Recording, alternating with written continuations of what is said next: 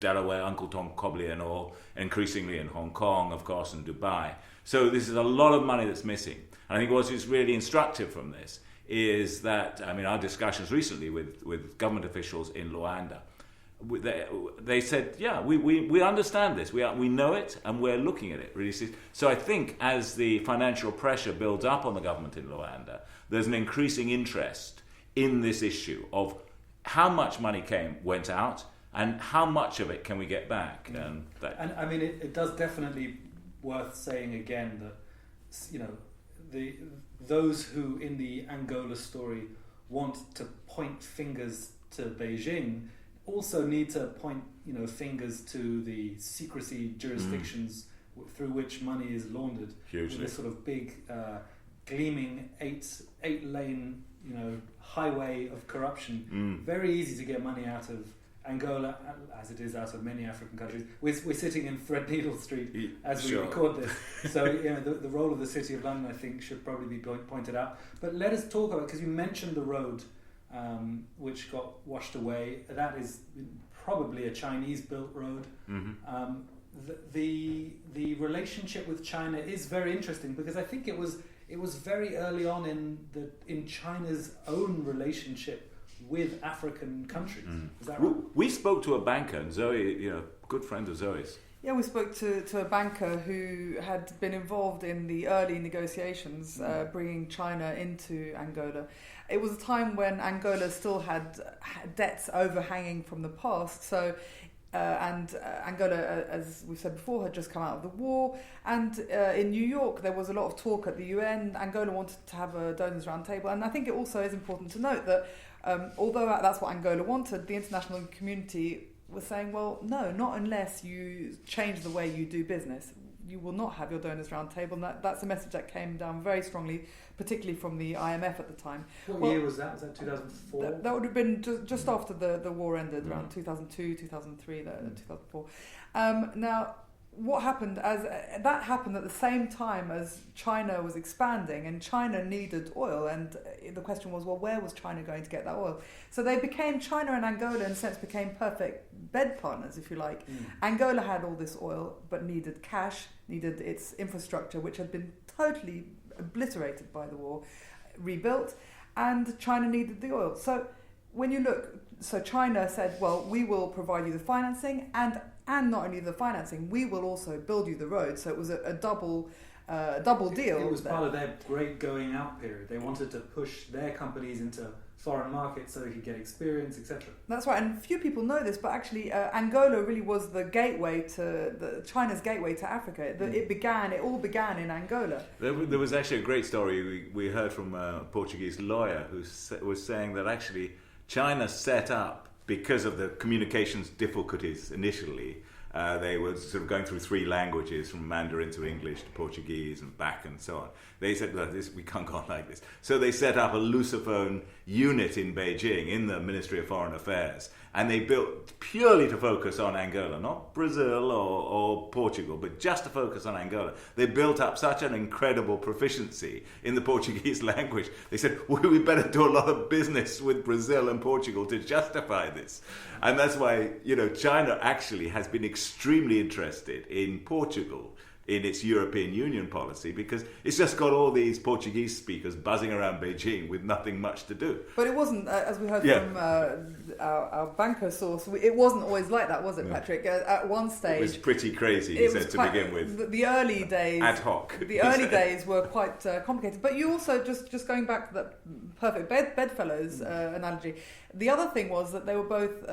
Marxist regimes. They understood the structure of how each other worked. So the state bank would be talking to the state bank, the state company would be talking to the state company, albeit through these sort of multiple translators. But they had something about their common political ideologies, let's say, or historical ideologies, helped them to sort of understand each other, and it really was something that worked in a sense very well. No questions were asked about how Angola was doing things, so the Angola could completely bypass these questions being raised by the IMF, by the international community, and people saying, well, this is how the international community was saying, you will have to play by our rules if you want this money. And Angola said, well, thank you very much. We'll do it with China. To show you a slightly different story as well, because hearing about those early days, and I don't think we're being totally naive here. There was a glimmer of idealism, because Angola had just come out of this 30-year conflict, and it was essentially an extension of the Liberation War, because its main enemy was Jonas Savimbi, who was regarded as a stool pigeon for the West, but particularly the US and indeed the apartheid state in South Africa. So it was part of that same struggle. And China, of course, was one of the countries, along with the late Soviet Union, that supplied them with the guns to fight that. So there's that kind of prism, but also the sort of the last gasps of socialism, I guess, in Angola were heard, and sort of just as China was it kept its rhetorical commitments to socialism and so on. Angola had done the same while they turned into kind of some sort of state capitalist formation. And they were going through that sort of transition almost at the same time, weirdly, or Angola was going a bit later. And so, one of the bankers we were talking to who was there at the time, he said it was interesting. All someone had to do is say, well, we've got to make sure we do enough people's development projects. And the Chinese would say, of course you have. That's the way you're going to change this country. People's development projects. You've got to involve the people in economic production. And there was this sort of point of contact in the early days, at least. But what was really stunning was the early days were this particular bank, but there were many of them, operating in Angola at the time, doing about $200 million worth of business. Having had several years of doing $25 million of business, it seemed like things were happening. And he said then it went up, then it was $20 billion of business. It was just exponential. After about 2004, the whole China-Africa thing just exploded in Angola before it exploded everywhere else. So it literally went up for from 50 million to the billions, the low billions. So who are the characters in Angola who are handling the China-Angola thing? we have various people sort of sketched out. Manuel Vicente, who was running Sonangol. Sonangol was in all kinds of interesting corporate relationships with China, joint investment vehicles to go into Portugal. Also, I think important to know that Sonangol was doing a lot of what they call non-core business. So it was very much involved in banking, aviation, property, all sorts of things.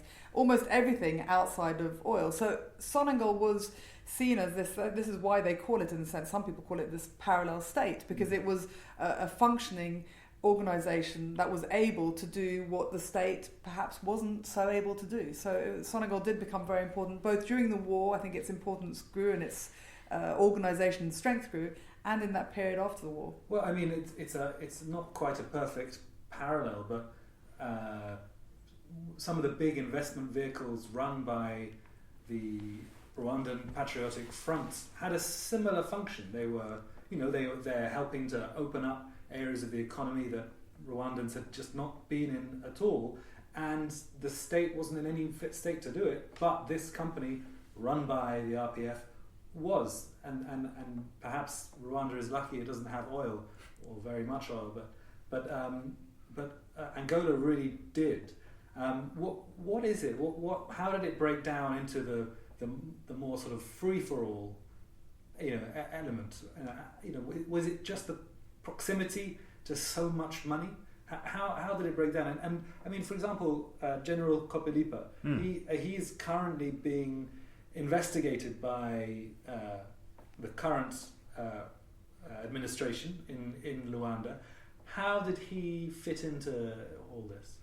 Yeah, I think on the first point of your question, of why Sonangol was pretty super efficient to begin with, you'd be interested in it, because they brought a lot of people down from Sonatrach in Algiers. The initial years of sort of the post-colonial transition after the Portuguese left, they brought these Algerians in and they set up and they said, you've got to have a fully competent, efficient, state-run oil company, else you're going to get nowhere in this country.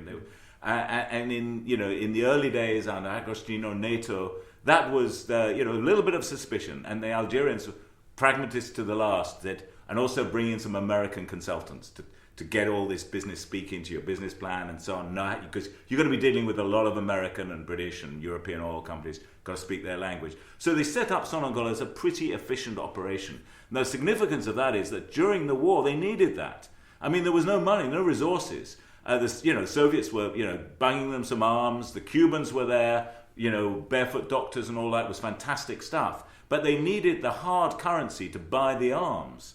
And it was Sonangol that generated the war effort. And I think I'm right in saying many Angolans have told us that, if it wasn't for Sonangol, it wasn't that Sonangol was well run, they wouldn't have won the war. So it's of huge, huge significance. And I mean, so it sounds like a bit of effort for Sonangol, but after the war, the point was that Sonangol sort of stayed relatively efficient. So yeah, it's a good point to sort of interrupt actually, because I was about to talk a whole lot of crap. Do take that out. Or maybe leave it in. Yeah, fair cop. So the point I was going to say, Sonangol still was, after the war, a relatively efficient part of the economy. And the Sonangol people said that where the problem was there was so much oil money sluicing around, the budgets went up, and you still had this sort of efficient Sonangol and non-efficient state apparatus. But what really happened is the whole apparatus became increasingly degraded, increasingly opaque, and difficult to track and difficult to manage. And the sort of rigors of a war economy fell away, and even Sonangol got involved in a lot of stuff. And so the Sonangol crisis, which I guess surfaced, 2008 after the financial crisis, and then again 2015, the huge Sonangol crisis, which was the crash of the oil price and crash of production, lack of investment, all of those things. Then Sonangol had to completely, remake itself, and the Sonangol. In a sense, we're still there today. Yeah, they're in that crisis now. Yeah. I think the other important point to make about Sonangol, and I remember this very clearly because I would meet up with Angolans who had nothing to do with Sonangol, but they would be in London having healthcare treatment and living in flats and or staying in hotels and places, and which were being paid for by Sonangol. Sonangol also would pay for a lot of people to study abroad. A lot of the chairman of the central bank today in Angola, José Lima de Massano, he was, for example, I think got his training through Sonangol. A lot of the senior officials in Angola were trained thanks to Sonangol. It became very much a functioning part of the state apparatus that all sorts of people. I remember someone I knew in Angola getting a car, a person who had nothing to do with Sonangol, and I said, "Where did you get that car from?" And the person said, "Sonangol." I said, "But you don't work for Sonangol." And they said, it's my oil, it's my car, I'm having my bit. And Sonangol really was the cash cow for everybody. And so if you knew somebody who worked there, even better. But then it would trickle down, and it was really the part of the state that people came to rely on, and I think could rely on in a lot of ways, and that's it. It is just how it was. And going back to a question about China, I think Kopalipa, he grew in prominence as the relationship with China emerged, and he was running the reconstruction cabinet in Angola, through which a lot of this money was going. So and also he was very close to the former president Dos Santos, and I think that's where his role sort of started to really emerge as being very important. We should probably add that he was head of security for years and years and years for Dos Santos. He was the sort of major domo of the intelligence apparatus, and in Angola, I think it's true to say, it's had among the best funded intelligence services on the continent. Best surveillance equipment, best training for its officials, and all the rest of it. That goes back to the war years. That's right. We heard from one of our sources who worked very closely with the secret services in Angola. He said that everything you hear about the Angolan secret services is true. It just takes one phone call from one of these senior generals for whatever needs to be done to be done. It's done. Good and bad. Yeah, yeah. I think just to sort of round up on that, I mean, just on the sort of compatibility with China, as someone said to us, so it does speak volumes about